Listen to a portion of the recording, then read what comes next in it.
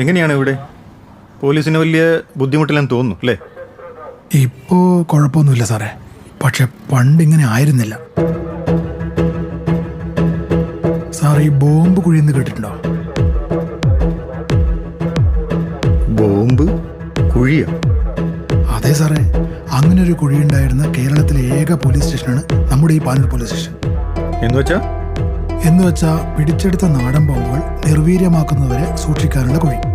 കുഴി ബോംബ് എന്ന് കേട്ടിട്ടുണ്ട്, ബോംബ് കുഴിയെന്ന് ആദ്യമായിട്ട് കേൾക്കുക. സാറിന് ഏകദേശ ധാരണ കിട്ടാൻ വേണ്ടി ചെറിയ രീതിയിൽ പാനൂരിനെ പറ്റിയൊന്ന് പറയാം. ഇപ്പോഴത്തെ തലമുറക്ക് അറിയാത്തൊരു പാനൂരുണ്ട്. കുറച്ച് വർഷം പുറകോട്ട് പോയാൽ ഇന്നുള്ള പാനൂരായിരുന്നില്ല അന്ന്.